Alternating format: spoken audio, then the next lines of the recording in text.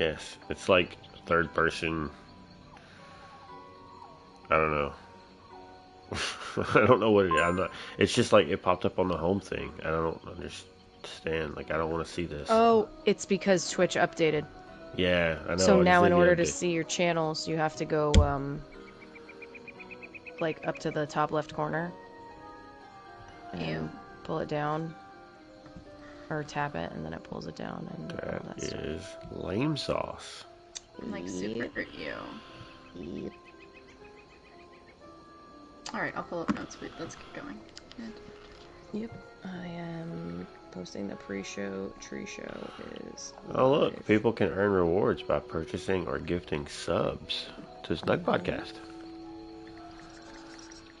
Are we even fancy enough for that? I mean, it's anybody. The rewards are enabled on everybody's channel right now, but we've never gotten a sub, no. So. Come join us in the Snugpod. What do we get if we get a sub?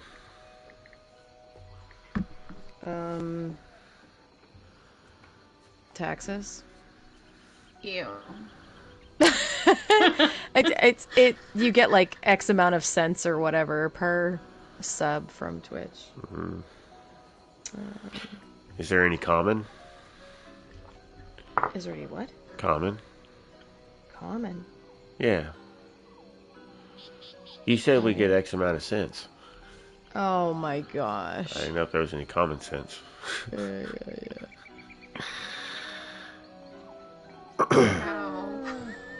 Wow. That took me way too long. Wow. Okay. Oh, I just saw something that I think, gonna add in. Hold on. One second, really quick. Oh, well that was a thing. Let me pop it in our notes really quick, because I'll have it pulled up on the Twitter. Where's our notes? They're there.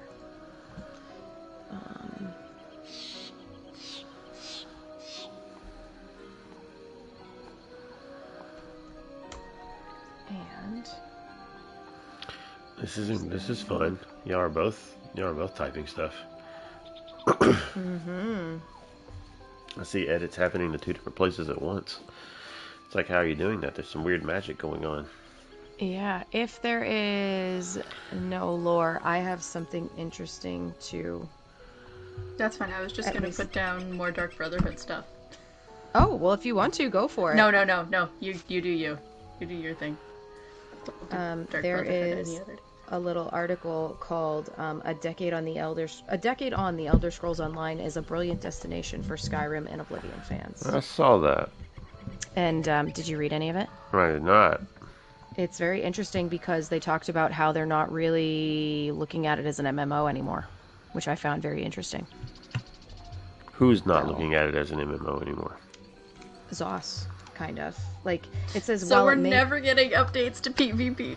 No. It's not even that. I'll read it. It's not a long article. I can read it during the thing and then we can discuss it. But it just says,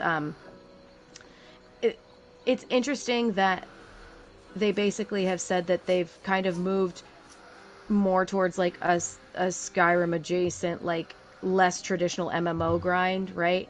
Even though they still are in the MMORPG label, they're kind of reshaping how they're looking at that. Not now, but like with One Tamriel was when it started, but then it's like, it says we've decided to focus on Elder Scrolls things first and then multiplayer second. And once we started doing that, it started informing us about a lot of things in the game and the players. So I just thought it was kind of interesting when they looked at when that change happened, because it was in Orsinium, and we can talk about it. I can, it's long-ish, but not like super long, so. Well, we'll get there when we get there. Yeah. Look, all they need to do is release this game on Nintendo Switch and PlayStation 3 or something, and call it an action RPG and tell everybody it's not actually an MMO, and just refuse to use the word. No, but I think it isn't. It's an action RPG. I mean, I still argue that it is an MMO. Well, but I just think it's an interesting take. But never. How many of us are sitting in a Snugpod? And are we online? I think it is a multiplayer online thing because we are multiple players and we are Right, online. but see, we just want the people that we want everybody to feel like this is a game they can play, and it's a new world thing. Like, Never, if we ever meet in real life, you really need to just run from Stuga because it's probably going to be an ESO event. Just run from Stuga. Yes. I was just making a new world reference because that's their pitch now. Is that they tried to back away from being an MMO when they announced it was coming to console. Yep. They call it an action RPG now because console players don't like MMOs. I mean, I don't think that's a thing, but Whatever. That's just what they did in their stream. Like it was everything I read. People were like, yeah, it seemed really weird watching them try to avoid using the phrase MMO. weird. That is kind of odd. Anyway. Yeah. All right. Well, the tweet is sent. I'm going to go back and retweet it from my account, and then yeah, like, retweet, sweet. Okay. Y'all ready? Oops, hold on. Yeah, let me just put my controller on the opposite side of my mic cable, because otherwise it's going to get caught and it's going to be a problem. I have been ready. Yep. Gwen's been here. I'm sorry, I didn't realize. Alright. Muting. Ready. 3, 2, 1, go. Whenever.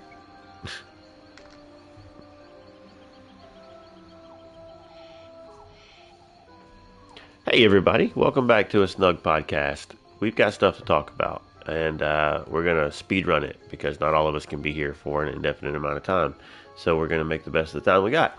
I'm Never Separate. I am one of your 3 snuggy hosts. And with me is Gone Crazy Back Soon. How are you? Doing great. Fantastic. Good to be back here. Indeed. And also, wait, where's Gwen? I don't see Gwen. She must have disappeared into the darkness. Gwen, you here? I'm here. Hey, there you are. Hi, Gwen. How are you? How do you not see me? I'm right here. I'm sitting across from you. And But how are you dressed? Sneaky looking? I mean, kinda, but I'm wearing my Lore Seeker's tabard. Yeah, she's got her tabard on. I know, but I can't be that sneaky. But you looked all sneaky, so I was just playing along, you know? Sneak. You know, like you were just blending in and ready to jump out. You're the Khajiit, you do the sneak. Yeah. Sometimes. Well, what have y'all been up to, Gwen? Would you like to start? Oh my gosh. Okay. Let's see, what have I been up to? Well, I have been doing more collecting of red diamond things. I didn't cover this last time because I forgot to cover it before we left, but there was those, what were they called? The red diamond crates, or the anniversary crates, or whatever. Those, I saw the leak for them, which was like the cover of the crate, like back in November or something.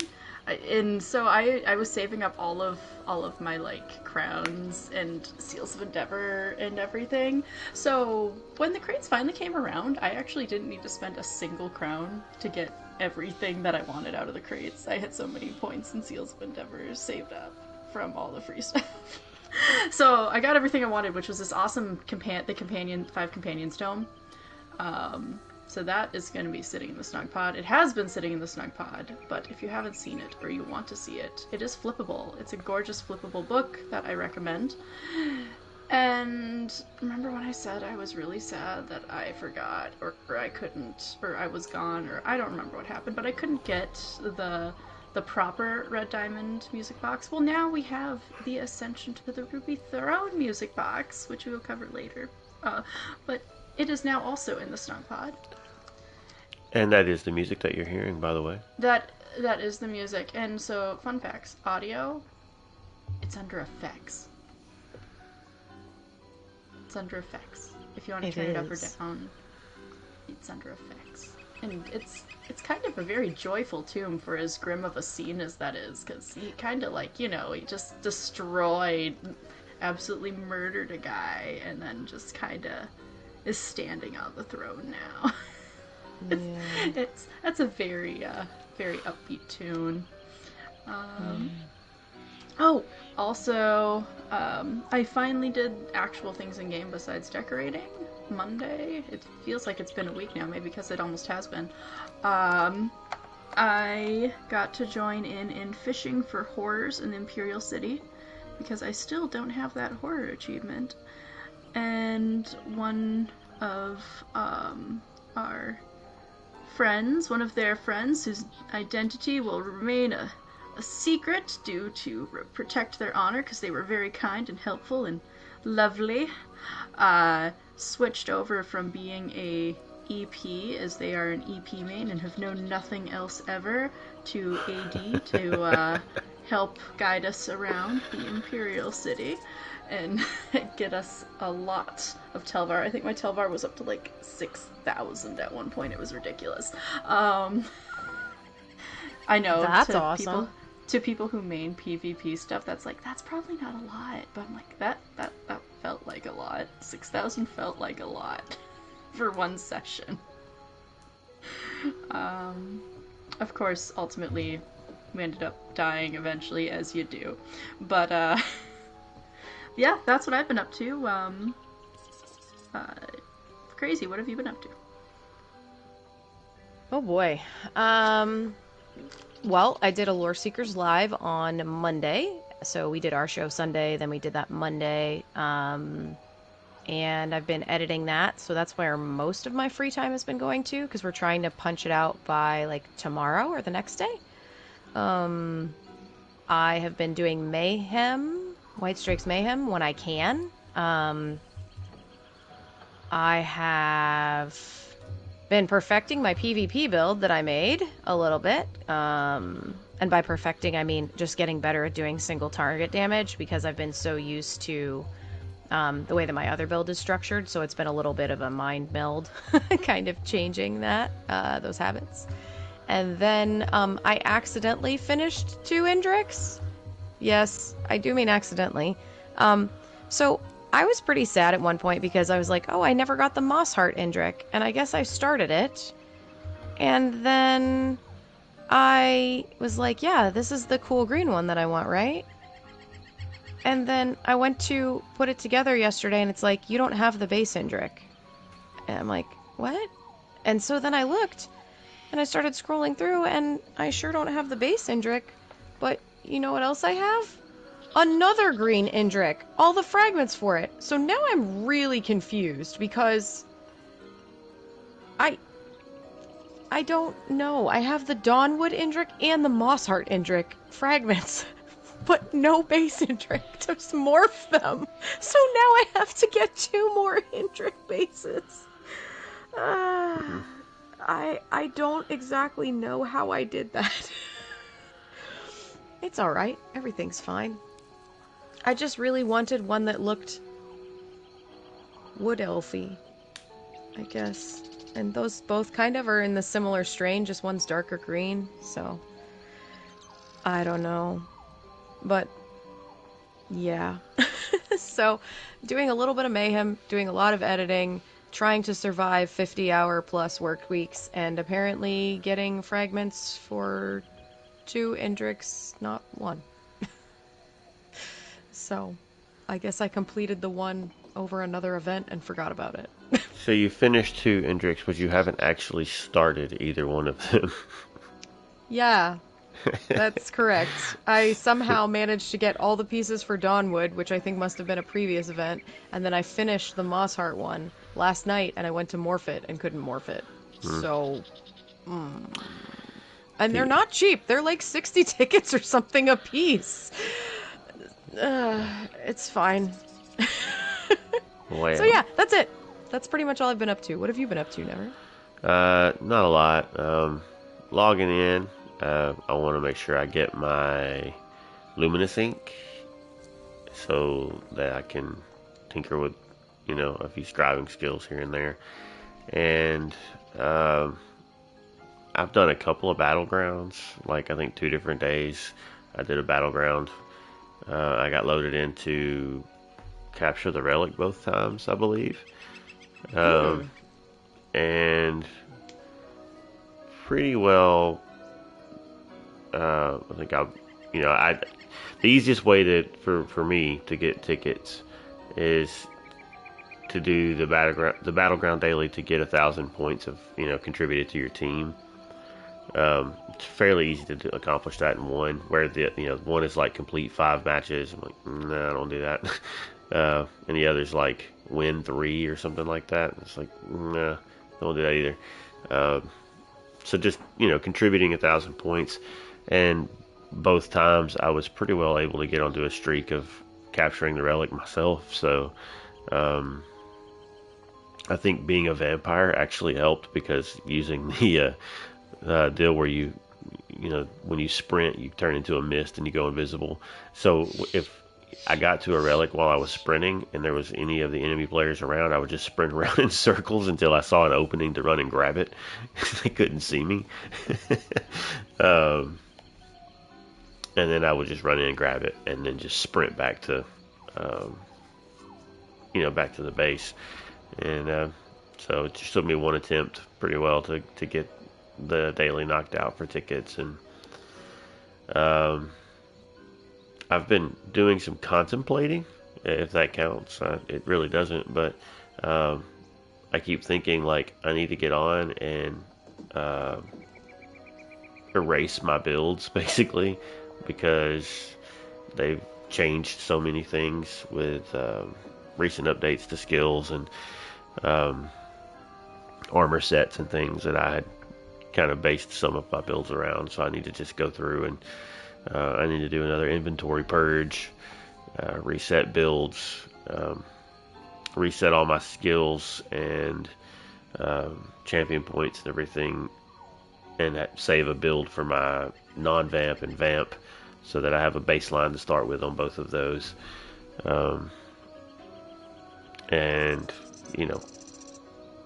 but then I get on and think I could do that now, and it's like, no, it's late. That's tedious. I don't want to. So I haven't. That's been pretty much about it. Just kids getting ready to start back to school tomorrow. So last several days, there's been some getting ready for that. I've had a few other things that have happened in the last week or so that have taken a little extra time. Not a ton, but just a little extra time dealing with those. So, yeah. But I'm here tonight. Just talk to me, so. What say you? I guess. All right. Speaking of White Strikes Mayhem. Go ahead. Oh, that's it. I was just saying, speaking of White Strikes Mayhem. All right. So there's some community guides for White Strikes Mayhem. It's the rumor. That's what I hear. That's what I read. That's what it says. It's what it says. All right. Well, we are on a roll. Clearly, our reflexes show that we are indeed not the person to give community guides for White Strikes Mayhem. Amazing. Hey, I think I just gave a pretty good guide on how to get your battleground tickets easily. Yeah, but battlegrounds take so long. Personally. Yeah, they do. For me, personally. They're fun, though. They are, for sure. I like Red Rover style games. They're What's fun. the other option for getting the 2 tickets? Because you get 1 from Cyrodiil? one thing and 2 from the other. Yeah, you get 1 from IC and 2 from Cyrodiil. Or 2 from Battlegrounds. Or 2 from Battlegrounds. Okay. Yeah, I guess it depends on how you look at the time. The Battlegrounds themselves aren't super long. Aren't they like 15 minutes though? It depends. It depends. It depends on the game, because you have to just have the most of, or their team has to, so it could technically, someone's bar could fill up before the timer runs out. Oh, that's true. Yeah. So they can be short or long. They take but a little there while to get were- into, though. They also feel, like, from my perspective at least, they feel more engaging. Because Yeah, that's unless true. you have, like, a Zerg or something going on in Cyrodiil's just so massive Exactly. that Battlegrounds, no matter what, even if you're dying constantly over and over again, you know what you're doing and it's right there. Yeah. For me, if I gotta get my tickets, get in and get out, I literally just find a server that has one of the either Cropsford or Velastris, like, available, and then I just travel to it, do it real fast, turn it in, and then hop out of there. Or if I have one that's got, like, most of the map loaded yellow, I'll just do the scout quest and save it in my back pocket for whenever I need to turn it in. So, I don't know. I think maybe it's just because it's whatever you're used to. I Yeah. don't do Battlegrounds much, so for me, Cyrodiil feels fast, you know? Yeah, So. it probably is a little bit faster if you're familiar with getting there, getting to where you're going, Yeah. and you don't have to, run across the entire map or anything. I haven't spent enough time in Cyrodiil that I still feel like very clumsy in figuring out where to go, how to travel to different places. Yeah. That makes sense. So kind of I guess a positive and a negative for Battlegrounds is sometimes it takes a little while to actually get a game. You may be in a queue for a little bit, which kind of stinks. Unless, of course, you're like, I need to do some stuff with the bank. I need to, I'm going to work on something else while I'm waiting. And then it at least gives you a few minutes that you can do that kind of stuff where being in Cyrodiil, you can't pull your banker out, armory stuff like it, because you're in Cyrodiil and apparently all of the assistants are cowards. But yeah. That's funny. Anyway, Well, enough about our people guys. a lot better. Yeah, people a lot better at guides than us, eh? Let's see what some of these are. It looks like we have a mix of like builds and then also event guides, how to get your tickets. Cyrodiil Explained, Ninja Pulls. Okay, I actually watched that one before it was put here, and it's actually really good. Not that I expected it wouldn't be or anything, but I'm just saying it's somebody finally made like a quick guide, I guess you could say, of what, how Cyrodiil works and all of those things. So that was a pretty good one. Maddie Gon's builds, those are fun. Let's see, it looks like there's a lot of builds. There's some hybrid builds. Yeah. Lots of builds at the end. Werewolf build. Bo Sork. That sounds different. Yeah, just quite a few builds and a couple on like how to actually do the event and overall about Cyrodiil itself. It's pretty good. It's live until 2 more days. So actually probably by the time this comes out, the event will probably be over, huh? Yeah. Unless you're having to catch it, from the playback on Twitch or YouTube before it gets uploaded. Right. Or you're live, whatever. Yeah. So, anybody else got anything to say about community guides or think about community guides? No. Sweet. Speed run it is. Speed run. What's next?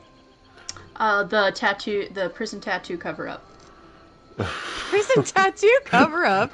What? So that is my opinion of the tattoos on the August daily rewards. Oh my gosh. Wow. Do tell. Just It's a the daily rows reward. It's the rows, especially the face. Because at first, when I saw it, like I wasn't even on the console when I first looked at it. I was on my computer, and my computer has a huge screen. And I'm like, is that a rabbit? And then I read that it's a rose because I was like flipping through the pictures before I read anything. I'm like, oh, that's just a pile of ink. Like that's not a picture. And then I look at the like body markings and I'm like, okay, that looks kind of better, but it's still this. It's just it.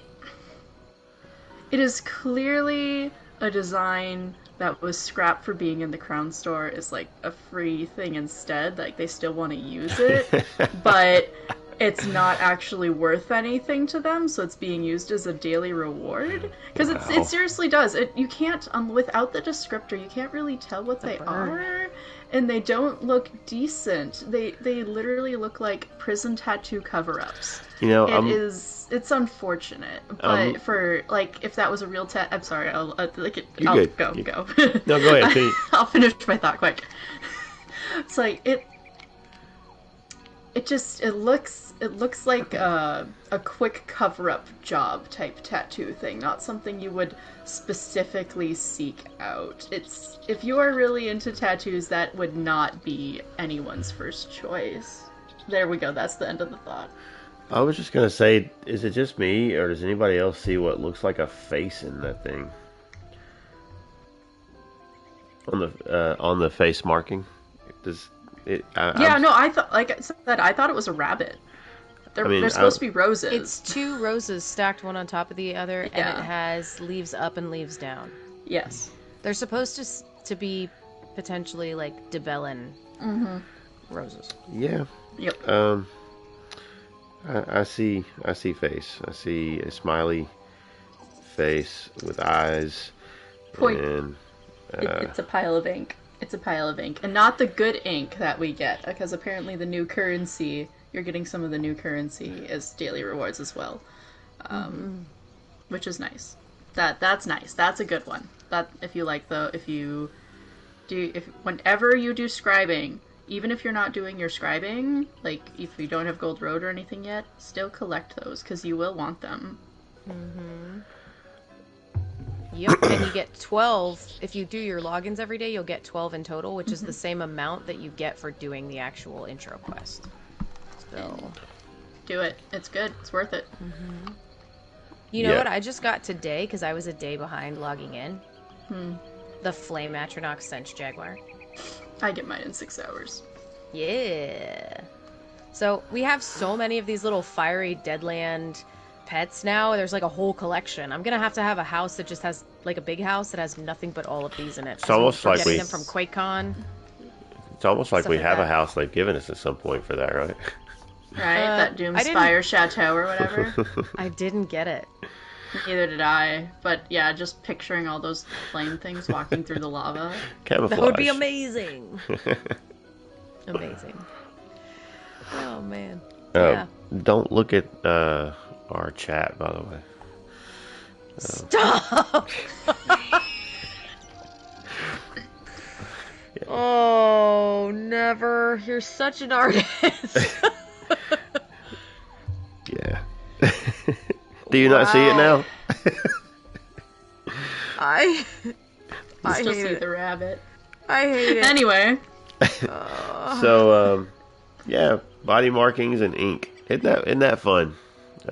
You know, maybe the body markings were just, they spilled the luminous ink all over their face. Maybe this month's all about ink. Yeah. Fiery ink. Luminous, fire. Huh. Interesting.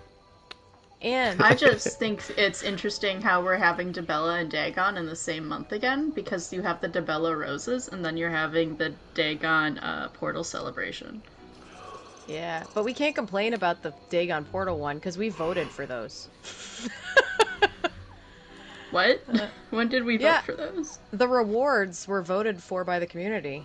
Okay. Like the I think it was the pet, right? Wasn't that what we voted for? Or like we voted for one of these. That's all I know. I remember seeing the vote on Oh, well, X. then whatever I voted for lost, because I don't like fire anything, so I would have voted for none of these. Well, they were only fire. There were only fire options because of QuakeCon and all of that stuff. So it was only like Deadlands and fiery options. It's because it's in Texas and it's like 500 degrees there, right?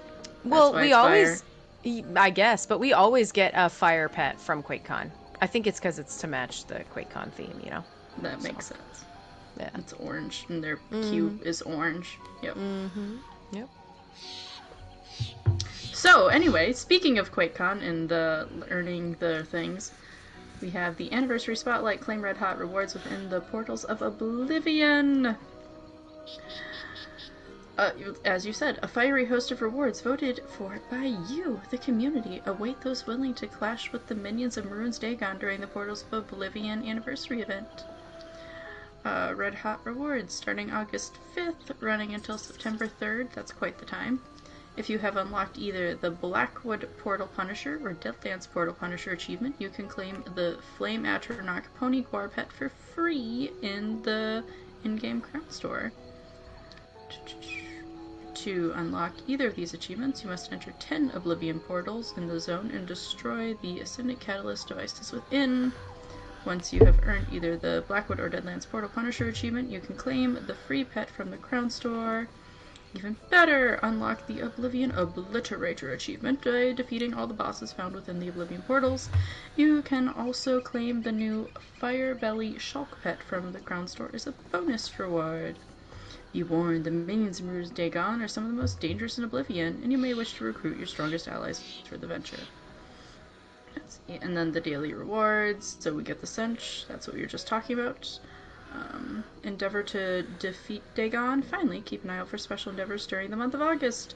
This includes a new weekly endeavor that challenges you to complete 10 Oblivion portals and daily portal-themed endeavors that reward a larger than usual number of seals.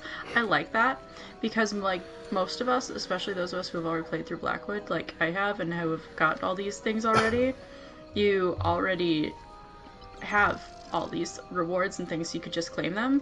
But by adding it as a endeavor where you're getting more seals than normal, that takes people who are already high level and have all these things and putting them back in there pretty much probably at least weekly, so that way the people who are trying to get those rewards have a chance. Which also recommend if you haven't done those, because there's some antiquity drops for mythics that you can get by going through those. Yeah, that's the end of the article, I guess. They've been doing that right now currently as well. There's not one today, but like if you look at some of the daily or weekly ones, there'll be like 100 seals for defeating like 10 clockwork foes instead of getting your tickets first or something like that. So yeah, it's worth looking at those before you do things. Because some of them can just be so simple, and all of a sudden you have 10, 10, 10. Oh, there was a 61. Well, Scribs. Yes. Just like... all leaves. So, yes, for sure. I mulched that up. Okay. One other quick thing I just looked at that I wanted to mention about the anniversary stuff is you have 10 days left for the Westweald recall. So if you have not done Morrowind, you've got 10 days to finish the main quest of Morrowind quickly so that you can claim that. And you should, because it is the best recall that they have created. It's and really it's cool that it's free. I love it. I have to finish it on PC. It is the best one created. I just like how peaceful it is. Oh, nice. Imagine you're over there swirling in leaves and I'm calling down chains. That's okay. I still blue. have my portal one too. I'm like, I love that it isn't blue. My eyes go, this is so peaceful. There is no glowing. There's no cyan. It is so peaceful. I'm sorry. You're going to hate being with me now because Vigor is blue. Oh, I'll turn it off for you. I'm sorry. It's okay. It's okay. I'll get like light filter glasses or something. Oh, goodness. There's a blue light behind your head. Yeah, but there's mostly orange in here. See, that I've been messing around with having it on and off, and when I have the lighting a certain way, it evens itself out so it doesn't hurt. That's nice. So we've got purple crates. Really? Yeah, we do. That's all I know about them. Isn't that just purple? Great? Yep, I'm just looking at the picture. Purple You're doing crates great and at this. And fiery dog and a dragon house. and a dragon house. Sure, sure. Yep, that's all you need to know. Oh, man. All right. Well, yeah. Crown Store Showcase. We can just, I guess, touch on a couple things as we go through this, and that way we don't run out of time, because Gwen's going to have to go soon, right? We already talked about the music box. It's over there. Free items coming. A painting of the Stitches for ESO Plus members. That'll be at the end of the month from August 29th through October 3rd. So again, that weird thing of like it's the August store, but it's actually end of August, beginning of... wait, through October 3rd? Yeah, and that looks nothing like my cat. That's a long time. All right, anyway. There's also the statuette, the miniature statuette, Ariel of Garlus Agia. Agia. It's also free for ESO Plus members, and it's July 29th to August 29th. So now. That one is a miniature statue of Ariel, King of Aldmer. So, new cool links, the Celestial links. It looks green and celestial, so if you've seen any of the Craglorn or Celestial sorts of mounts, it's that, but like greenish, which really neat. Yeah. There is a Blazeborn Wolf. I can't remember if that one's been here before. We've got some crafting motifs, Argonian, Silver Rose, Blackfin Legion, Stags of Zen, Waking Flame. There's lots of motifs this month. Firewatch. One of the nicest or coolest looking arms packs in game, I kind of think. The Prior Theoric arms pack. That's from Red Petal Bastion. It's kind of glowy pink purple with all this intricate stuff on it. So that is going to be in the store. Let's see what else. That one's been there before. Stonekeeper, if you like Dwarven Colossus stuff, that's coming back. Stonekeeper weapons and arms pack.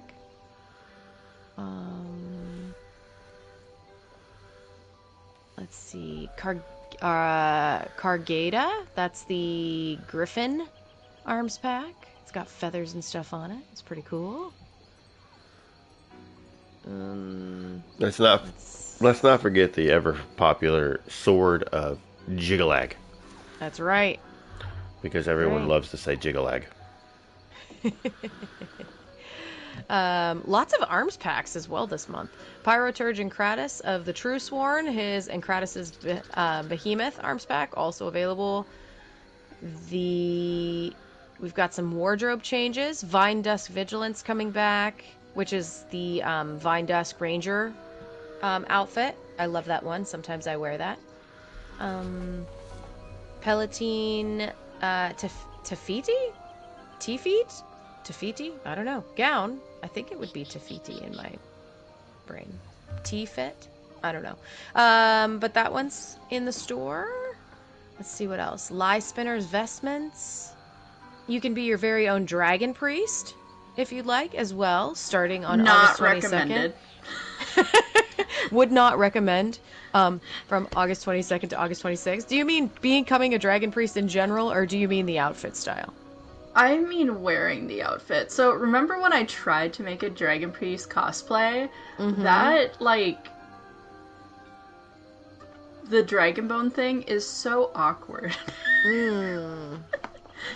Love it. Mind Shriven Skin. If you just want to be the wearer of your tragic soul being stolen by Moloch Ball. Nightfall crates, which are not the purple crates. Those are orangey reddish crates.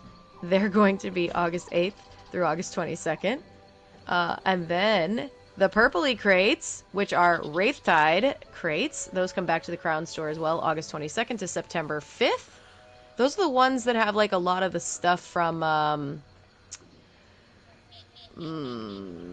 I can't remember. I feel like they had some sea stuff in them, right? Because they're Wraithtide. Yeah. I don't remember. Talked about the music box.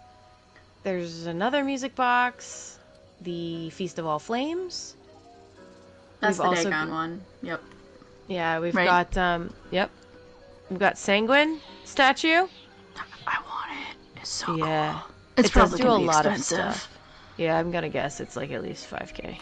Oh, Maybe it's so I'm wrong. cool though. Also the Vampire Sovereign statue, which does this crazy animations as well. That's gonna be in the store. The Prince of Ambition statue, which is the giant Dagon statue that you can like turn on like fire or That's like the axes 14K statue, right? Yeah, it's big. It's big.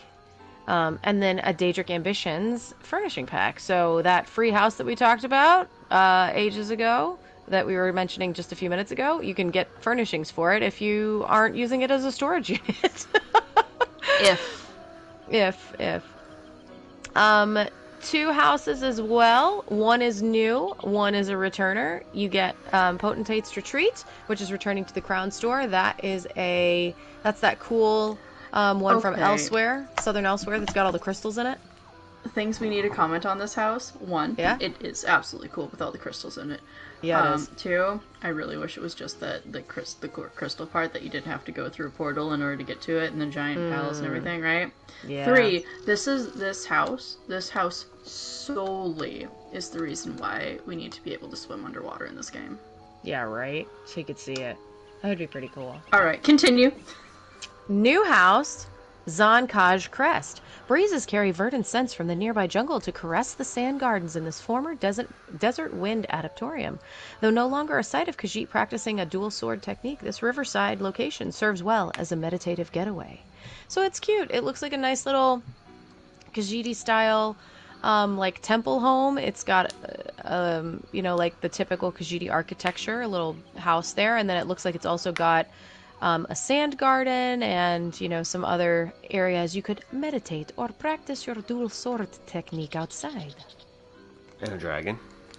This one thinks that the dragon might also fly overhead, but not sure. I haven't actually seen video of this one or anything, but in the picture it does have a dragon over it. That's going to be available August 8 to August 22.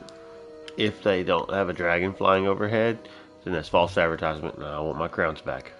Well, it's Wow. an Elsewhere, so there probably is going to be dragons. Oh, Yeah. You mean like as you're going through the home, you want to see dragons flying overhead? Absolutely. Mm-hmm. I want dragons to land and fight me in my house. That could be the That target would be- dummy that's exclusive to that house. That would be cool, but also a lot. Well, that's a wall of crazy there, Never. Yeah. 2 more houses return, Agony's Ascent, as well as Tell Galen if you'd like to live inside of a giant mushroom tower.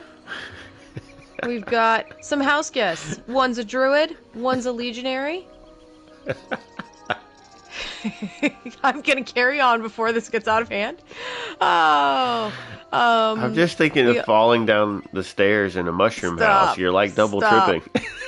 Stop. Oh, I thought we could escape. Tripping on I the thought we stairs could and tripping on a mushroom, Wow.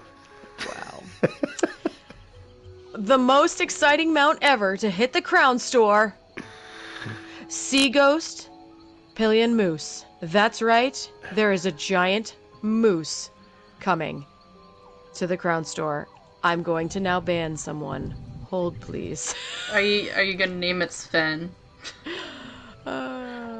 Sure. I still need an Echeter mount. I don't care until there's an Echeter. I know it will never happen, and I know like the lore reason why it will never happen, and I've accepted that, but it doesn't mean I still don't want it. Yes. I love this moose. I think it looks super cool. Black. Clothes. Sorry. Okay, good. Can I We got put rid it of in my that. hair? The moose? Uh-huh. I suppose. Okay. Make all It girls says- go. Meh. I want to know what sound it's going to make. I can't wait. Also, did you notice that it's a double mount? Mm-hmm. Yes. I did not notice that until right now. It says, I've always preferred moose to elk or horses. In battle, they're more reliable, they're cussed strong, and for overland travel, they can't be beat. Plus, their noses are just so soft. So cute. So it's going to be on the Crown Store August 8th to August 15th. Cutie. But not cutie is the Welwa underneath. Everybody there's someone for everyone, but this Welwa's not for me. Well, what do you know? Well, what do you know? I think it's adorable. It is actually cute. I do like the Welwas. It looks like a mutated rat. It looks like a mutated rat. It's really and then if you go down one, we've named it something different, but now it's the red mutated rat. The Dremnikin. There's a Dremnikin rat steed as well, so it's kind of like another scary one that's red colored. And then the Nightfall Saber Cat and Midnight Cantor Senche or Senchrat. Never, he's got your hair. Indeed. Yeah. And a Ruby Flare Torch Nyx, so a scary giant bug whose butt glows. Glowy butt. And, yep, glowy butt. And then a Swashbuckler personality and a Bright Moon's Greeting emote and some more pets. And I'm just going to keep going. And that's it. We did it. So, lots of stuff in the Crown Store. Go check it out. Lots of stuff on the Crown Store. Link in show notes. Yes. All right. That is correct. Oh, bye, Gwen. We tried. Well, Gwen had to leave us. Mm-hmm. So, that gets through all that stuff. Something about a fun fact there. Oh, yeah. Hold on one second. I'm trying to remove the comment from our chat here really quick. I was trying to delete it, but it won't let me.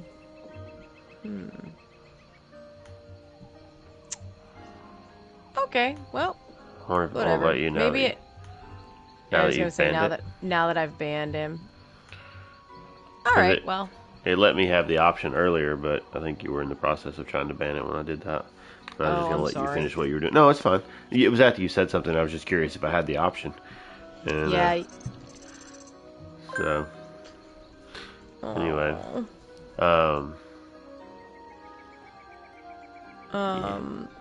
Yeah. Oh, man. Okay, well, Crown Store Showcase. Oh, as my controller is dropping, and now everyone's getting some fun views. So sorry, everyone, if you're watching the stream. That was a good time. Controller just took a little flight. What do things look like up Katie's nose?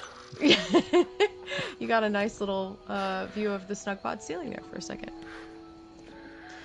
Alright, well, we tried to speed run. Oh, I'm really sad. Yeah, fun fact with Roz. So the fun fact with Roz was... Hold, please, I gotta pull it up right here. Un moment. Un moment. It's actually... Without reading it word for word for a second, Roz was originally not included in the original Aldmeri Dominion design. Did you know that? I did not. Yeah, so they just they're doing this little segment called Did You Know ESO? And they've done a couple of them, I think, so far.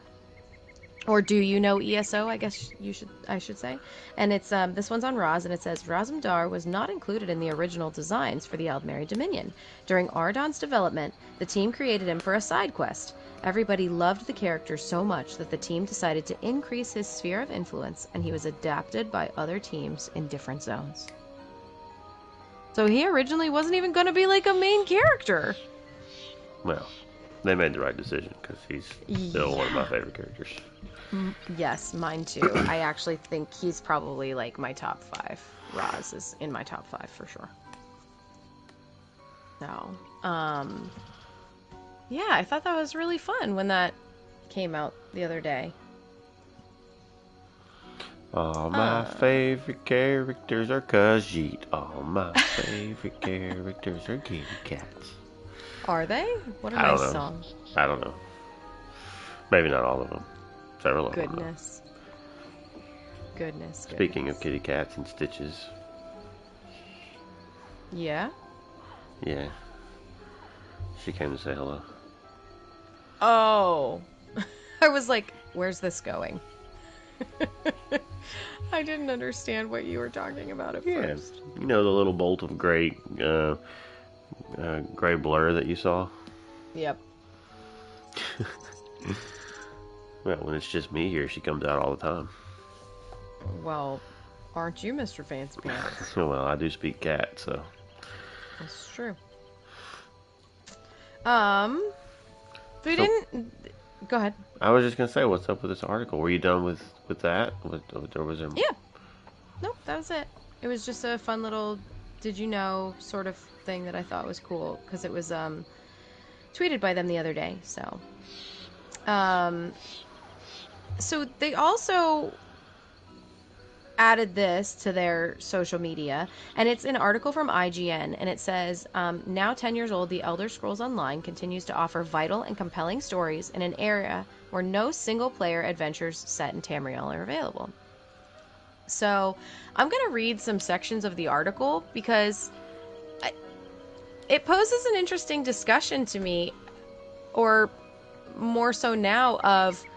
You know, I've heard people say, well, I don't consider this an MMO, or, Skyrim with your friends, or things like that. And it's kind of interesting that they explore that a bit in this article. So it says, a decade on, The Elder Scrolls Online is now a brilliant destination for Skyrim and Oblivion fans. With new regions, lore, and even NPC companions, TESO is an online game with the soul of a single-player RPG. This year marks the 6th anniversary of The Elder Scrolls VI's teaser trailer, and with Skyrim turning 13 years old this November, it's safe to say that Elder Scrolls fans have endured, and will continue to endure, and long wait for Bethesda's next fantasy RPG. But while the famed single-player studio has been focusing its efforts on nuclear wastelands and outer space, the beloved world of Tamriel hasn't been neglected. The Elder Scrolls Online, once much maligned and suffering sinking player counts, is now celebrating its 10th anniversary and the launch of its 8th major expansion. And while it may be an MMO by genre, by design it's much closer to the classic Elder Scrolls RPG format than you might expect. If you spent a decade desperately searching for more stories from Tamriel, then look no further than the Elder Scrolls Online's ongoing saga. Rich Lambert, game director at ZeniMax Online Studios, explains that the Elder Scrolls Online team made a big decision call to move into a more Skyrim-adjacent lane several years ago. When TESO first launched, it was derided by many for feeling like a traditional MMO, level grind and all, but wearing Elder Scrolls pajamas. Nowadays, the developers don't even consider the game to fit the MMORPG label. We decided that this was going to be more of an Elder Scrolls game and focus on Elder Scrolls things first and be multiplayer second, Lambert says. Once we did that, it started informing lots of things. Unsurprisingly, Lambert sees the core appeal of the Elder Scrolls Online as being one and the same as Skyrim and Oblivion. One of our core pillars is freedom of exploration and freedom to be and live in the world, he says. That traditional Elder Scrolls feeling where you see something in the distance and you can just run to it and explore it. The game as it stands now straddles the divide between single-player and online RPG design, offering all of the elements you'd expect of a mainline Elder Scrolls game, including a world that permanently changes based on your story decisions via some smart instancing. But it took a couple of years to get there. Lambert notes that 2015's Orsinium DLC saw the game's storytelling shift away from traditional MMO style to a more Elder Scrolls narrative style focused more on the character, their beliefs, and how they experience the world. Later, in early 2016, some more traditional Elder Scrolls elements were introduced, such as Thieves' Guild and Dark Brotherhood questlines, which encouraged stealing from or assassinating NPCs in the shared world. But it wasn't until the late 2016 that the game truly turned itself around. The One Tamriel update was the turning point for TESO, removing traditional level-based progression in favor of scaling players' stats to match whatever region you're in. Outside of dungeon matchmaking being unlocked gradually as you level up to ensure total newbies don't frustrate more experienced players, there's nothing stopping a new player from immediately skipping out on the main story and running straight into an endgame dungeon. With a decent party, you might even win. And finally, you could treat the game like Skyrim, albeit with a shared world and dungeons geared for co-op. As such, the much-memed wait for the new Elder Scrolls game needn't be as long and tortuous as the seemingly endless journey towards Todd Howard's next project. The 6th Elder Scrolls is, sort of, already here. Many fans are turning to Tesso over replaying Skyrim yet again, partly because of that retooled gameplay, but also because of how much the world's previously underexplored lore is elaborated on here. Each major expansion and piece of DLC brings a set of new environments, and the game has been around long enough to fill in many of the blanks of the Elder Scrolls world map. We've taken places that are only vaguely touched in the mainline RPG series, like the Sisters Isles, and turned them into our High Isle release from a couple years ago, explains Bill Slavsek, Tesso's narrative director. All we know about that was a couple dots on the map and a mention in a book, and we turned it into a whole chapter in DLC. Any place on the map you can think of, we want to go there, and if it's not on the map, we want to make it. It feels like the Elder Scrolls Online is well on track to fill out the complete world map. There's more filled in regions than empty space now, plus an assortment of interesting new extraplanar locations to dimension hop around in. And while its Morrowind expansion helped bring in the nostalgic fans wanting to explore its strange volcanic environment and insect and fungus-based ecosystem, the Elder Scrolls lore buffs were best served by the Elsewhere expansion, finally taking a deep dive into the much-mentioned but never-seen lands of the feline Khajiit. Not only did Elsewhere give us our first real look at its lush savannas and wider range of Khajiit body types, thanks to lunar magic, they can be born as anything from nearly human to literally talking house cats, but it was an opportunity for ZeniMax Online Studios to carve out its own corner of the lore. Despite the accepted text being that dragons had been unseen for millennia and only returned with the launch of Skyrim, Tesso then had them make an appearance during the Elsewhere chapter, which was set about 1,000 years before Skyrim. Such an event did, admittedly, require some narrative sleight of hand to explain why nobody cares to mention it at all in the later universe eras. We take reference from a lot of different sources, internal and external, explains Tesso's lore master Michael Zenke. A lot of the stuff we do, though, isn't in the lore Bible because it's new. Every release we're adding to the canon. We've got a great tradition of unreliable narrators in the Elder Scrolls franchise, so unless you or your player character saw something in-game, that's just somebody's opinion. It says, that's just someone's opinion, man. So we have a lot of freedom to do interesting stuff. While armed with a reliable trick to handwave elements that might throw later lore into chaos, ZeniMax's writing team has grown ever bolder over time. It's been so many years since Skyrim, and likely several more until Elder Scrolls 6 surfaces, effectively making Tesso the one and only Elder Scrolls game of this generation.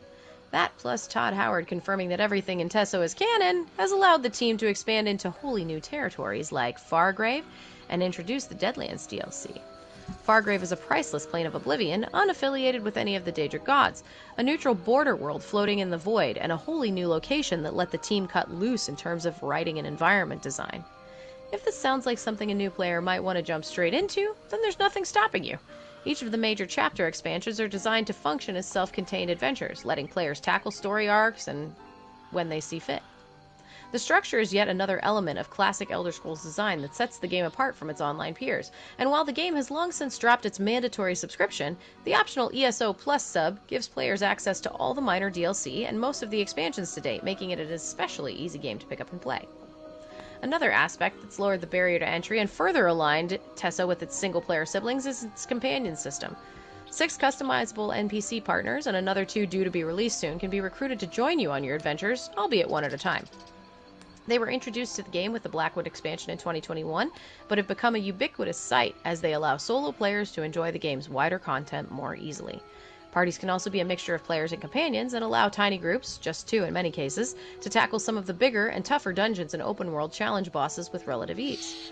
Plus, the companions' constant combat barks and interjections on what they see around them makes the world feel a little less lonely for those wanting to treat Tesso as a single-player game.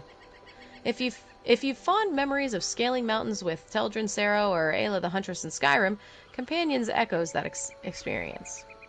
Obviously, the systems have their limits. Player housing is instanced, set apart from the overworld, and there's no chance of breaking the game over your knee with mods or console commands, but the core Elder Scrolls experience is replicated surprisingly well, right down to many quests having multiple possible endings.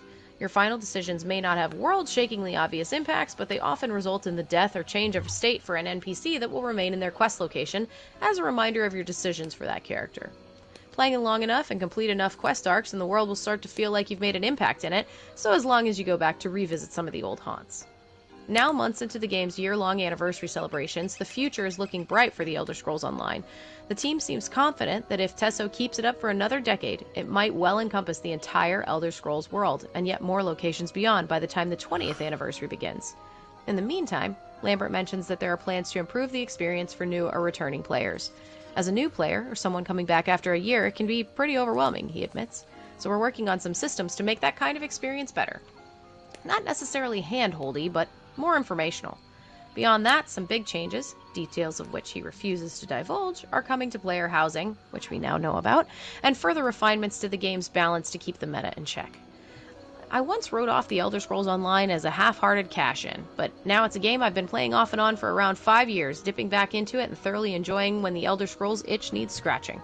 And while the incredible community keeps Skyrim alive through mods, that's a very different experience to exploring brand new, official stories and regions of Tamriel. Tesso may not be the Elder Scrolls 6, but it's a continuing Elder Scrolls game that successfully shifted and changed to reflect the wants of a fanbase that grew up on acclaimed single-player RPGs. And that's a fine place to be for a 10-year-old online game. That's a very interesting article.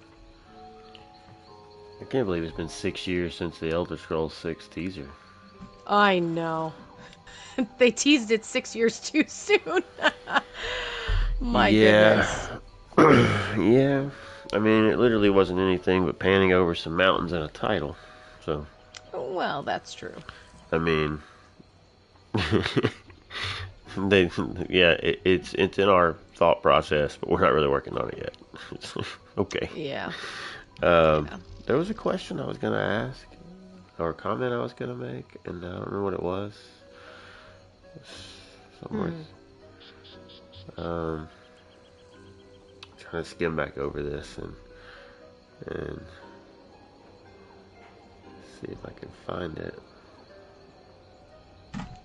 Yeah, I mean, I have heard the argument of like, well, it's not a traditional MMO, and I'm like, yeah, I know, that's what makes it different, right? Like, I think that in some ways the MMO genre has been dying, and there's a lot of good MMOs that are coming. Like, they may be years away, but there's some really good stuff in the works, and I'm excited to see what happens to MMOs in the future. But I do think that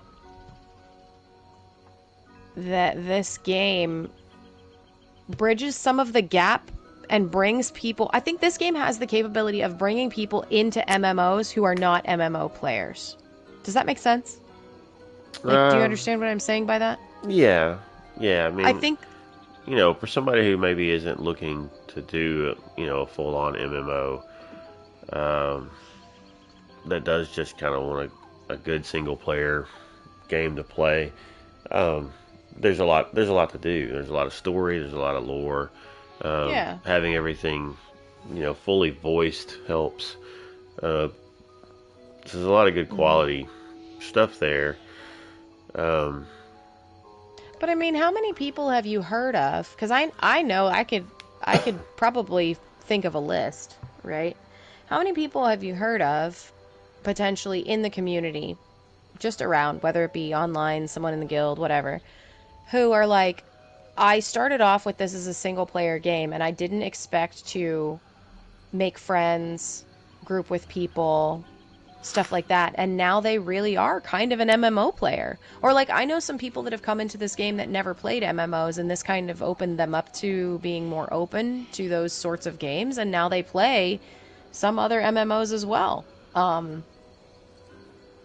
So ESO lives in kind of an interesting place between two genres, but also encompassing both. And I think some of that is what's made it so successful, right? Like, yes, it's the lore, but I also think it's the fact that it's kind of a chameleon. Yeah, it benefits, I think, from name recognition, because so many people were Skyrim fans. For sure. And, Oblivion before that, and Morrowind, whatever. But, the reason that I started playing this was the whole Skyrim with friends thing. Like, I really loved Skyrim. It was and still is, an all-time favorite game of mine. And I wanted something, I wanted to be able to play more of that, but, maybe be able to start getting some people together to play it with me.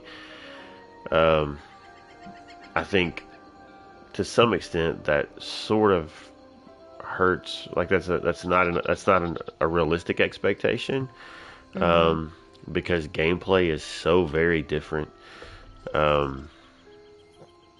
That once I started playing, I was like, well, this it doesn't feel like Skyrim. So that's where you kind of have to understand that because it is an MMO, certain things about it will feel different. Just combat and a single player game where they talk about the exploration, and they've improved exploration some, with being able to find like antiquity leads and things like that. But in a single player game, you have the benefit of you walk into a cave, you dive down and you fight all the goblins or the Falmer or whatever might be in that cave, and you just wander off in a side room, and there's some helmet there that has an enchantment that you only find if you happen to go into this cave. Where an MMO doesn't necessarily have that same thing, because if it, you can't have a million people finding the same element. But yeah, I mean, it does kind of fit, I think, kind of in between. There's a little bit of that single player thing you can enjoy, and but it also, I think, pretty easily lends itself into being an MMO. Like if anybody tried to deny it being an MMO, I think that's kind of crazy, because it clearly is. Yeah. But you certainly can play it without engaging with a lot of those systems. But see, I'd argue that so many people, if you're not playing it as an MMO, miss out on so much. Well, you miss out on the community aspects of it for sure. And well, yeah, but you even miss out on some of the lore. If you're coming to play this game as an RPG for the lore and you never go into the Imperial City, like, that's an entire quest line that people lose. Right. But you can do that without other people, though, right? Well, sure, you can go into IC by yourself, but you better have a pretty good build, otherwise you probably get ganked. Right. And you can't take a companion with you, so you're on your own, homie. Right. So, there are things that I think, they don't force you to need someone with you, but, like, there are probably things that the people who are playing it as a single-player RPG miss out on, and then there are probably things that people who grind it like an MMO wish that they couldn't grind it like an MMO. Like, I know people, I have spoken with people, in our guild who are like, I just have to keep farming this. And I'm like, well, you don't. You can go do something else. Well, nope, I can't. I gotta farm it. It's like in my blood. Like, that's what I do. That's what I do in MMOs. I farm stuff. And I'm like, okay. So it just depends on the player and what you're looking to do in game and what your daily grind is. But, I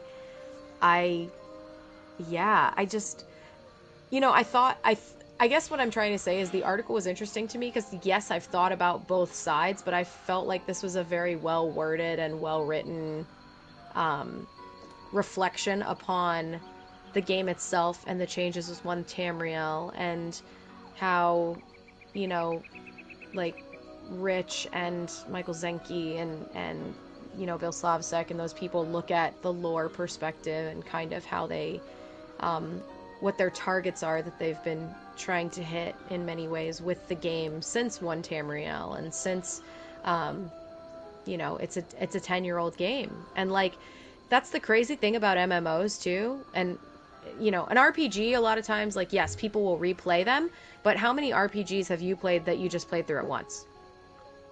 Probably a few, right? Like, right. There are some that are replayable. There's some that people will play over and over again. But, this is a 10-year-old game, and they're talking about it in 20 years, at the 20th anniversary. Like, that's another same amount of time that we have had already. Addition of lore, as well as addition of potential systems or additional updates to the systems. themselves. That's a heck of a lot of content. This game's And going like, to look very different in 10 years. It has to. oh, for sure. They can't, they, by then, I mean, like, I think last gen consoles will be a thing of the past. 10 years from now, will Unfortunately. PS5 and Xbox, whatever Yeah. it's called, even be? Yeah. You know. I mean, who knows? Who knows? And who knows, like, you know, it's in its own engine, but like they could update that. Like, there's so many things that could happen. There's so many things that you could speculate on for the next 10 years, but yeah, I stumbled across that article when they reposted it, and I was like, oh, I want to skim this, and I skimmed some of it, and I'm like, this might be fun to talk about on the show or on a show because of the take on, you know, is it an MMORPG or is it an RPG or is it an MMORPG hybrid, you know, like what is it? Oh, know? I mean, you know, I think it's 100% an MMO. I just think that they developed it in a way that allows for people that want to play it alone Solo. to do so in a way that still feels somewhat satisfying. You know, a lot of games don't really have sufficient content. Well, I can't say a lot. I don't play a lot, but I guess I'm generalizing a little bit. I would assume maybe a lot of games just don't have a lot of content to do alone. But you know, I say that now, and then I got to thinking, and it's like, I don't know. I hear Final Fantasy's got quite a bit of stuff you can play by yourself. I don't know about World of Warcraft. You know, some of these other newer games that are coming out. You know, I don't know if that's something that they're taking into consideration. I know a couple, you know, we talked about, you know, I tried out the beta for Throne and Liberty and New World, and those both have a pretty heavy focus on PvP. From my understanding of, you know, reading a little bit on them at least. I didn't engage with that part of the game when I tried them out, but you know, that's not something that's overly welcome to a solo player that doesn't want to play against people like that. Yeah. I guess it's just interesting because MMOs in the past have always been considered like, oh, you're an MMO player, you must have loved to, you know, sit and grind out the same stuff over and over again, or like re-level everything over again, or, you know. Right. There's a gear grind that kind of... ESO has a different take on it, right? Like, we grind gear because we get some other new set that might do something in a little bit different of a way than what my current build is. Other MMOs, you grind gear because the level cap has gone up and your gear is now completely useless and you're gonna hit like a wet noodle. Like, so, you know, it's just a different mindset and a different look, and I think that ESO's way is much more immersive, of course, because there's a lot more player choice when it comes to that. You know, I mean, I found, and I didn't try the new version of New World, but the PC version that I played when Lore Seekers was over there, you know, that I ran with everybody for some days I split my time between both things.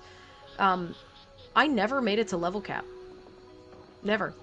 And the reason I never made it to level cap was because I was actually not looking forward to the gear grind. Because all you had at the end of that original version was basically chest farming. Like, you would go to a zone and you would just run a route, and like everybody was there and everybody was doing it, and you better hope that one of you pulls the armor piece that you need, right? Or one of you gets enough, whatever the tempering was that helped you level it up. And I thought to myself, gosh, there is nothing I want to do less than get a pair of gear, and because I don't have a lot of time in a month or the next expansion or whatever, I'm forced to basically grind it again, right? It forces me to be in that game to grind it again. Do I think it's a bad thing? No. I think there are benefits to having a game like that. But for me personally, right now, if they had done that in this game, I don't know. I mean, the lore would definitely keep me here, but it could be frustrating. I'm interested to see, and I'm looking at the take that some of these new MMOs that are coming out are gonna do.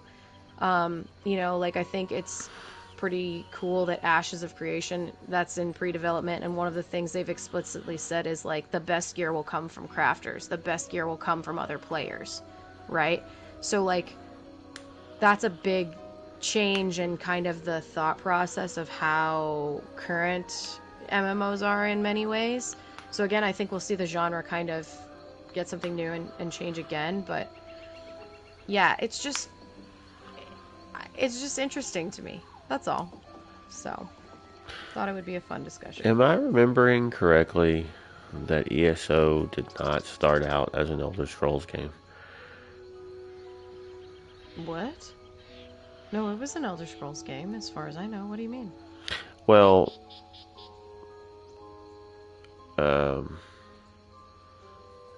that's why I asked if I was remembering correctly. I might be confusing two different things together. I don't know, but I thought I remembered that early on in its development, it was maybe being developed as something else, and then there was like some turmoil with Bethesda or ZeniMax or something, and they got together and kind of took what they were working on and turned it into an Elder Scrolls game. Oh, I don't know if it was exactly that, but I do semi-remember what you were talking about because they discussed it at the tavern or not the tavern, at the event.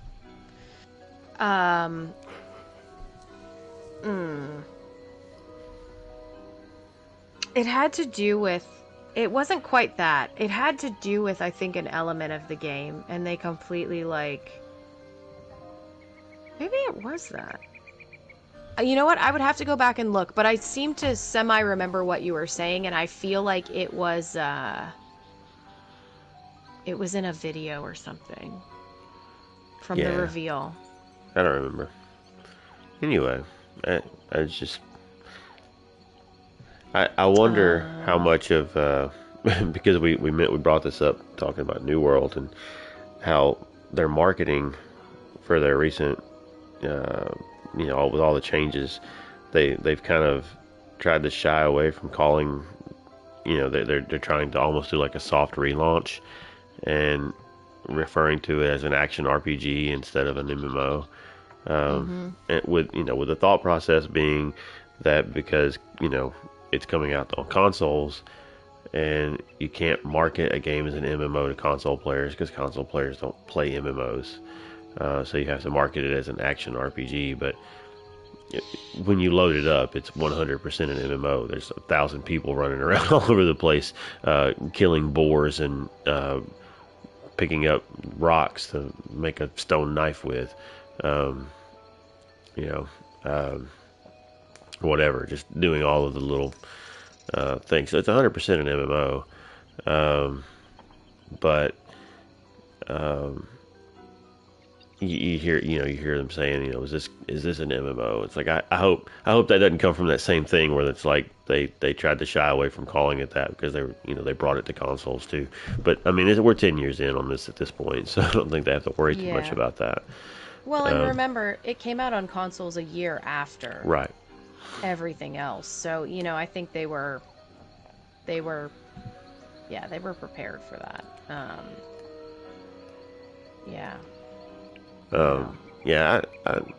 I will be interested to kind of like you said. I'd be interested to see, with competition coming out. I hope the competition's good. I hope New World's good. Throne and Liberty's good.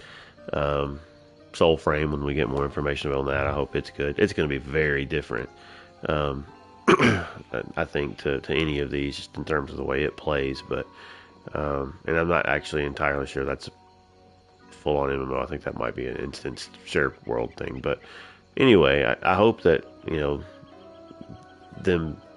maybe some new fresh blood coming out, offering new ideas, helps push this game forward. Competition tends to be good for that. it's good for the gaming space to have good competition like that. I vaguely remembered what you talked about. I just remembered it because I've been skimming a few articles and Okay. listening to you.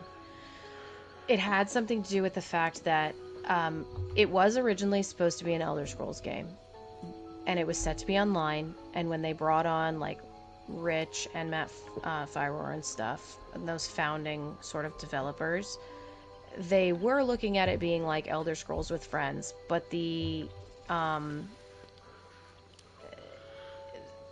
there was more of a systems in the style of some of the previous games that they had been looking at, like Dark Age of Camelot and some of that other stuff, like EverQuest. So it was kind of more in that sort of, not mentality, but I feel like it had something to do with that. And then Skyrim was released 2 years into their development, and the way that Bethesda had done like the system of like, building your, what's the equivalent of our champion points, stuff like that, made them completely flip everything that they were doing, like 180 it. Like, they were like, oh, people aren't going to be interested in X, Y, and Z. And then Skyrim came out, and all of a sudden, it was like a big deal. So they're like, oh no, now we got to figure out how to put that in. It was something along those lines. I just don't remember specifically exactly what it was, but I remember in the interview or something that he was talking about, that it had to do with, it was after Skyrim came out, and how they adjusted it to change what it was. Did it have anything to do with that there were maybe 2 games being developed and they sort of took some stuff from one? I don't know. There were 2 games being developed. They were sharing studio space with like a racing game or something. But that game, I don't remember if it went under or if it was horse just racing. did not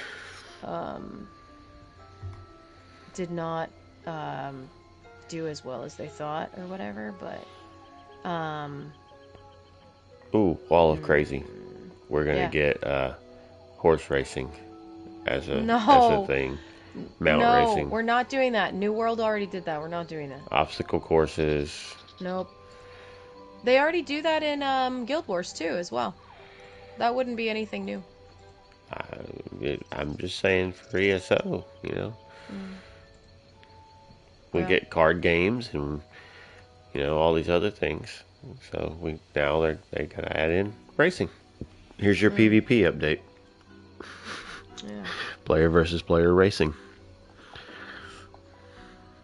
Partnered with the team that did Gran Turismo. Anyway, Gran Turismo. Wow. Yeah. Anyway. Yeah, kind of a fun discussion. What would your speculation be? Because it'd be purely speculation at this point. 10 years from now, ESO's still going. Like, what do you think? What are we doing? Yeah, like I mean, it's RuneScape has been around forever, right? Pretty sure RuneScape was around when I was a kid. I think I could be wrong, but I feel like maybe I tried RuneScape on a browser on an old Windows 95 computer or something. I didn't even know what it was. I was just like, oh, cool, free game I can play. And that might not have been RuneScape, but I feel like it might have been. The game's been around forever. So, if we get 10 more years in the same game, like, what does that look like at that point? Yeah. Oh, I was hoping these would be in order. Dang it. You were looking for EverQuest? EverQuest came out in 1999. Okay. Formerly pay to play, and then in 2004 EverQuest 2 came out.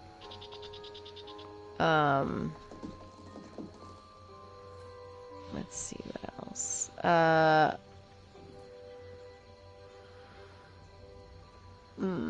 I'm trying to see what some of the older ones are on this list.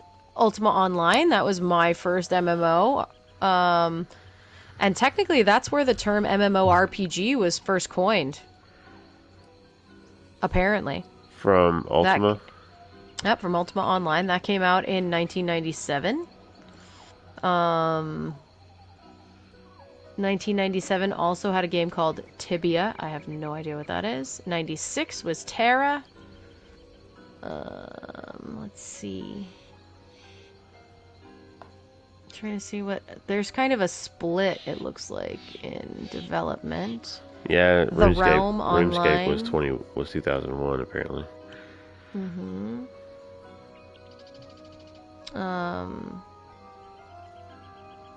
There was such a big explosion of MMOs, you know, at one point. I wish these were in order of year and not alphabetical so that I could look at them a little easier. Gemstone 4. Maybe that's what you're thinking of. Text-based fantasy No, it wasn't text-based. multi-user dungeon game. 1988 to 2004. It wasn't text-based. Let me tell you, the one memory I have of this game was, you do the normal, like, you go out and you chop trees, right? Mm-hmm. And it did have PvP in it.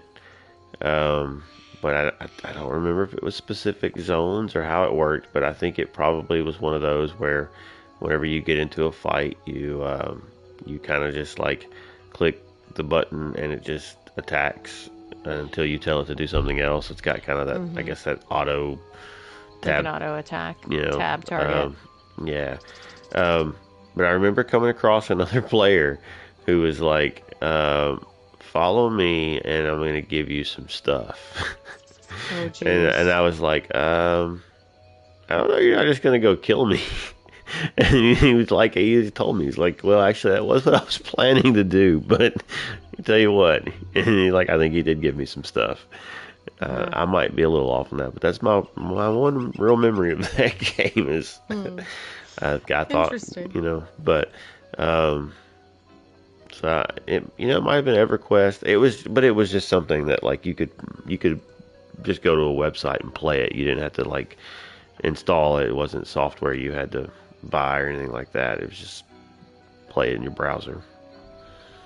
Interesting. I don't know. But anyway, again, 10 years from now, ESO, like, what do I see? What does a 20-year-old ESO look like?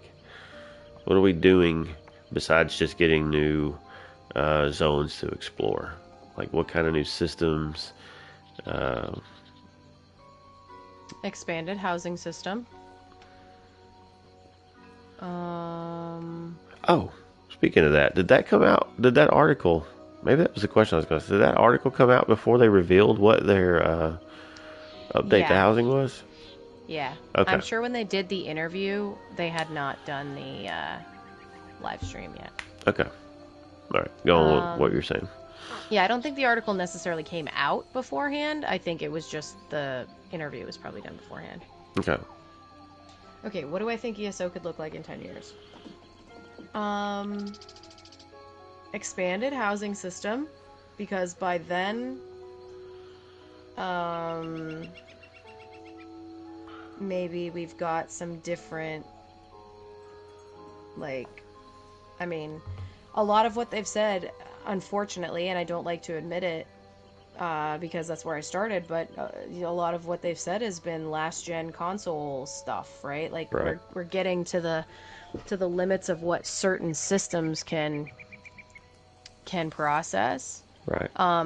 And at some point, unfortunately, I think there will come a time when they will have to cut ties with some of the last gen stuff. So obviously in the next decade, I would foresee that happening at some point. You know, I don't think they'll cut off consoles or anything like that, but I think they will.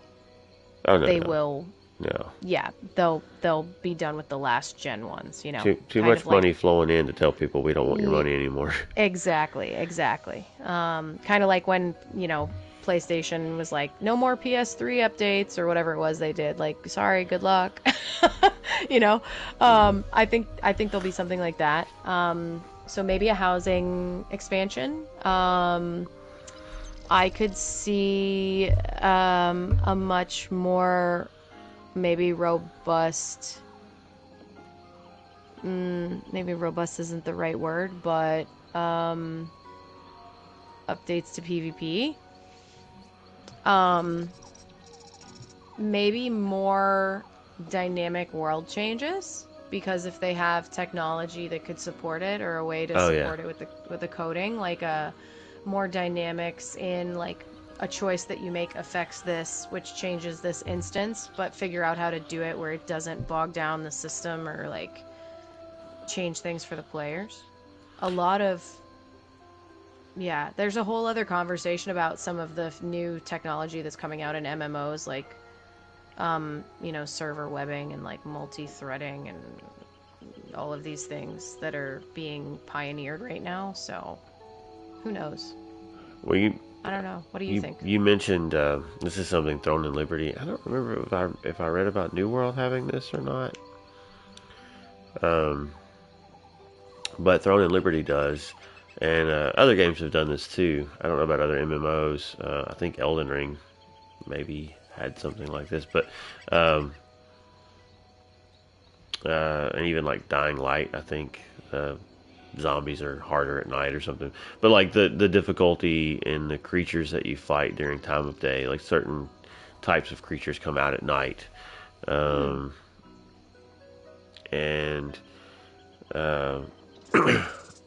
if it's raining outside, your lightning attacks deal extra damage.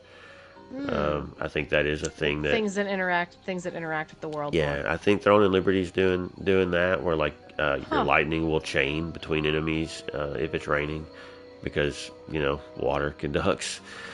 That kind of stuff.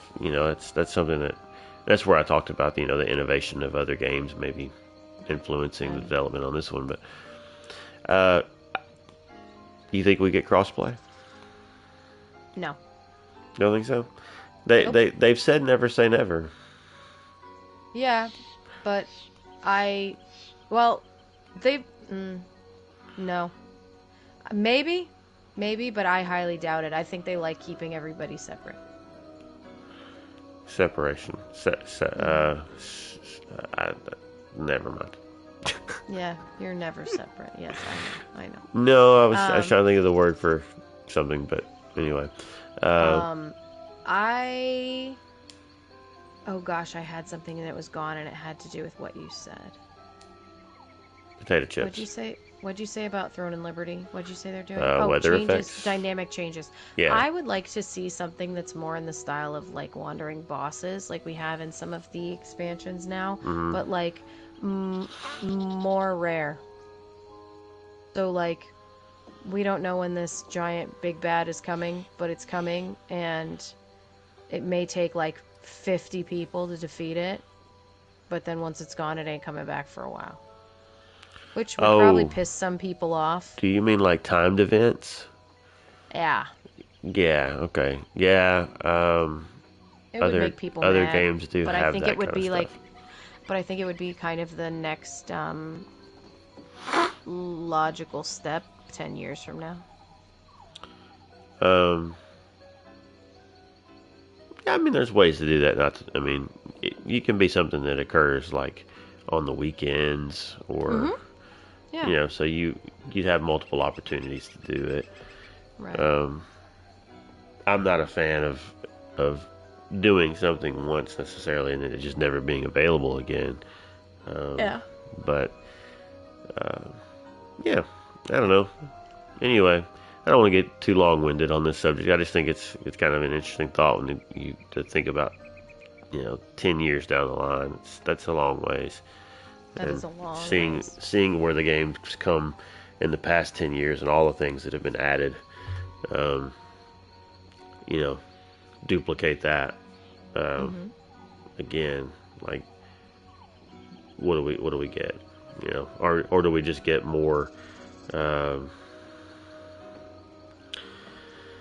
ability to, like maybe they make tribute playable, through another client, and it feeds into this game, or whatever. Anyway, that will be interesting if we're still around, still playing in 10 years, to look back and see if we nailed anything or if we were way off. For sure.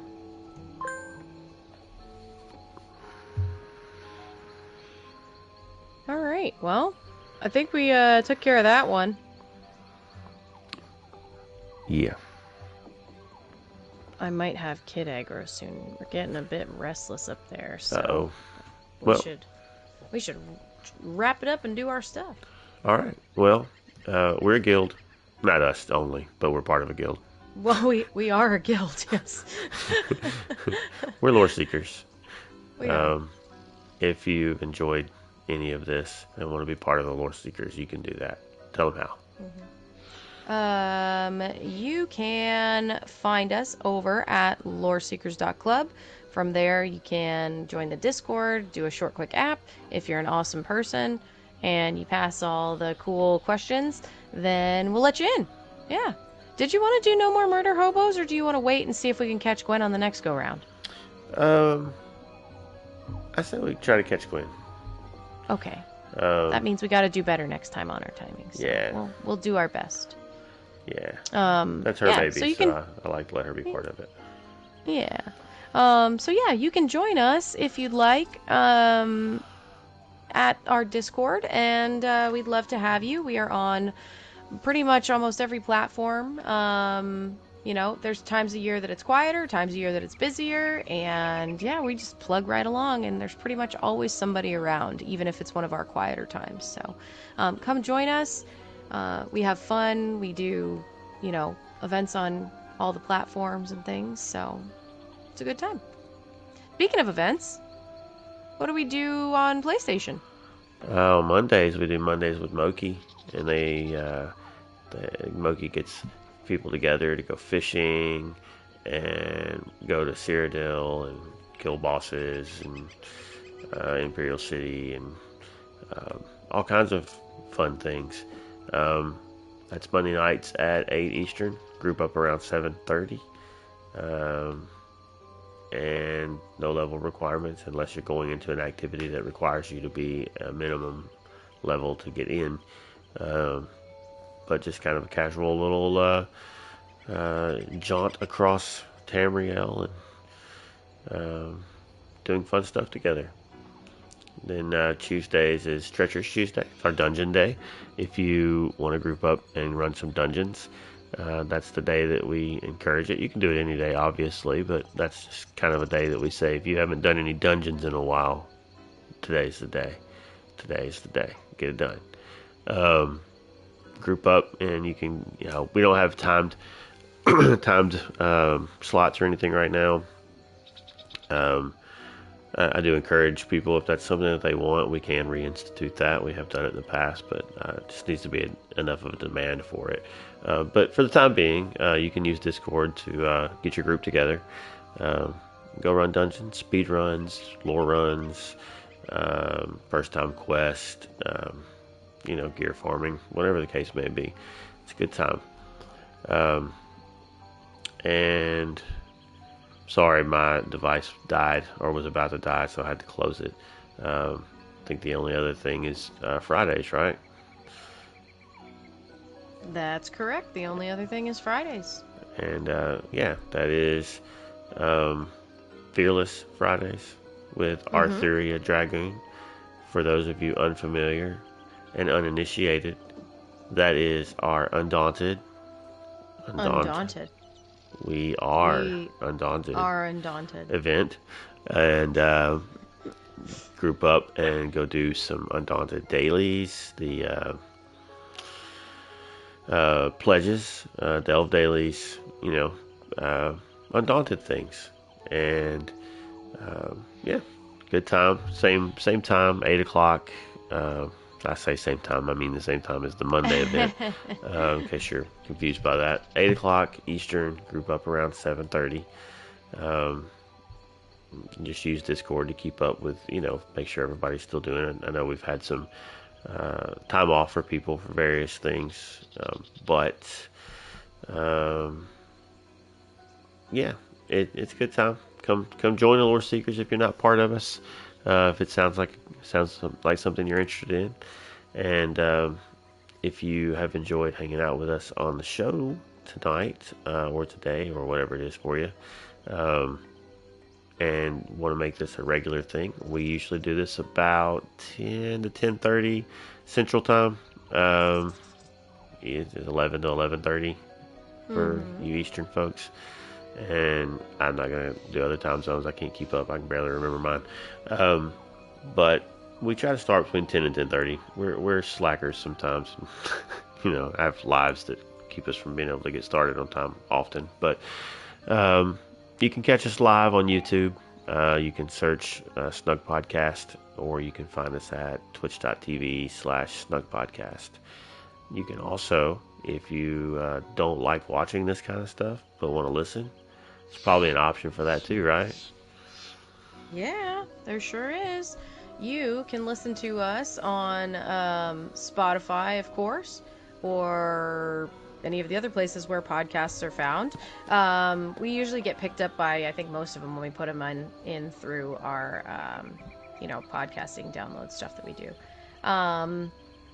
Yeah, you can watch us at twitch.tv/Snugpodcast. That's where we are right now. Or on YouTube, the other place where we are, by searching for Snugpod Cast. And, yeah, I'm trying to think what else. We're on X at Snugpodcast. And then also, you can email us, snugpodcast@gmail.com. If your email client that you use has the option for it to send at a later date, set it to send in like 11 months. Wow. And I'll be able to actually open and read that. I'm getting ready to sign up for classes for that and everything. So. Wow. Yep. Wow. Yeah. A running joke only works if it continues running. So. Well, this joke is an Olympian because it's been going now for 94 episodes. Yep. I'm not sure if it started on episode 1 or not, but I don't think it did. I'm gonna have to go back and listen now. Maybe not. Yeah, it's probably at least 80 in. It'd be funny just to go back to the catalog and figure out which episode that started. That's your challenge for the 100th episode. You need to figure out when you started that. I go back and outro. clip the audio from each time. Yeah. Gosh. Oh boy. Goodness me. That would be. Sorry if I sounded distracted a minute ago. I heard a big thud and I was trying to figure out if it was a cat or a kid or something else. Because there is a tropical storm currently coming through where I'm at. So sorry if the stream has been funky at any point, because there's been a few times that I've gone a little robot-y, I think, and stuff like that. So we'll see. But it sounded fine on my end, so. All right, well, that's good. Yeah. Yeah. Yeah. Good deal. All right. I don't know. I think that's it. Did we do it? I think so. We might have skipped something. If we did, I'm sorry. I was trying to get us through so we could take kids taken care of. I also feel like I'm slurring my speech a little bit.